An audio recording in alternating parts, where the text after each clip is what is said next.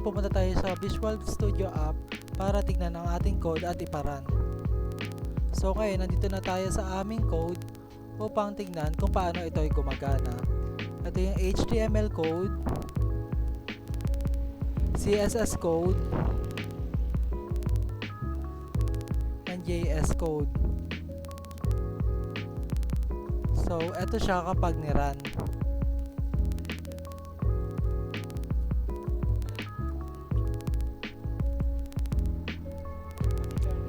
Yan.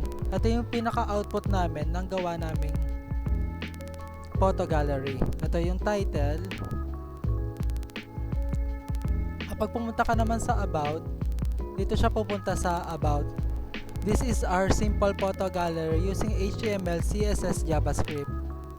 Then, kapag clinic mo naman yung gallery, dito siya pupunta. Yan. So, kapag clinic naman natin yung contact, dito siya pupunta sa contact info, name and email.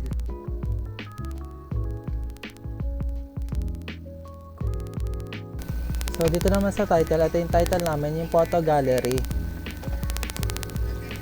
So, kapag ni-run siya, ito siya yung photo gallery. Dito naman sa link rel, ito yung para sa CSS. Para malink yung CSS sa HTML. Tapos dito naman sa header, ito yung container ng about, gallery, and contact. Ito yan, no?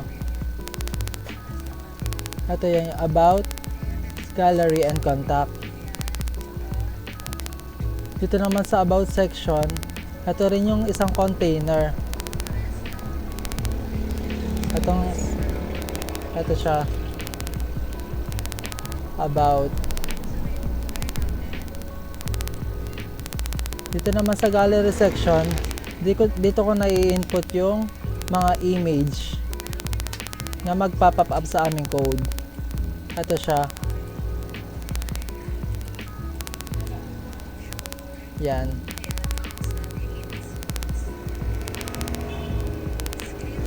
Kasi ito sa contact section, ito siya.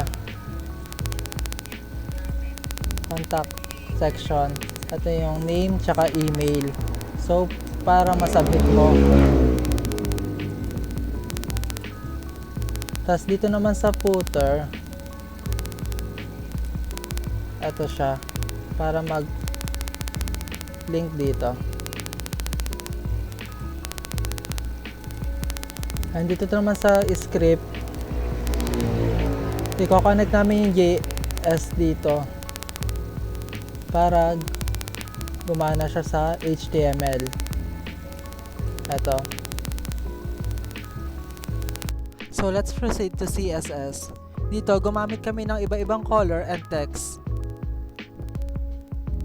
Andito din yung mga size and element ng mga image na ginamit namin sa aming code. Ayan siya.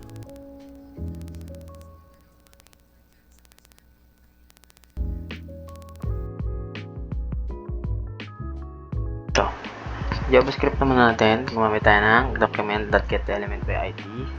Siyempre, para ma-identify yung JavaScript natin doon sa HTML. Siyempre, yung toggle gallery natin. Tapos, nag-add tayo ng add event listener para pag-click yung toggle gallery natin. Ito. Ma-hide yung mga list natin ng mga feature. Kaya may nakalagay na class list.toggle. Tapos, sa contact form natin, document.getElementById ulit. Tapos sa contact form, and add event listener ulit sa submit form. Tapos, naglagay tayo ng function na prevent default para hindi nagre-refresh yung website natin agad-agad kahit na mag-submit tayo. Then, cons name and cons email. Para ito sa pagka nag-input ka, document.getElementById, sa nag-input ka na name is hindi siya mababago kapag kinuha na ng website natin yung kung ano yung input ng user. Then naglagay tayo ng conditional statement na if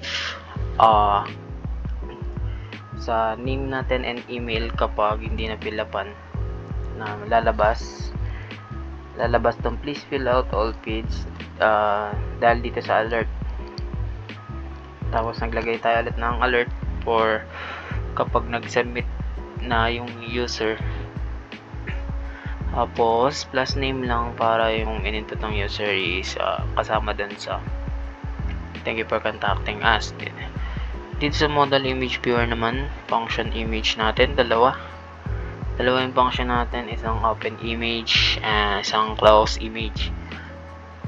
Siyempre cons model ulit, tapos document.getElementById, tapos yung variable natin model, tapos modeling model image class list remove. Dito kapag kinlik mo naman yung picture, kung ano kinlik mo na picture dito, syempre ayun yung magzo-zoom.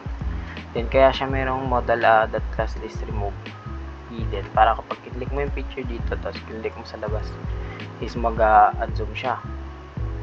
Tapos dito tayo sa close image naman, ganun din, cons model is equal document.getElementBody. Then dito meron ding conditional statement if and else. Kapag kinlik mo yung picture, matik hindi niya mag-zoom siya. Then sa else natin is ayun nga, pag kinlik mo siya sa labas, magko-close yung picture natin. Tapos zoom on image click, ito naman dito tayo sa document, image click naman tayo na pag nag-zoom na syempre document ulit .getElementById, tapos yung model natin yung tapos naglagay tayo ng add event listener ulit para pag kinlik, tapos naglagay tayo ng bagong function, isang stop propagation. Ang stop propagation is para ma-maintain niya na naka-zoom ang picture natin na kinlik. Ito yan, ayan.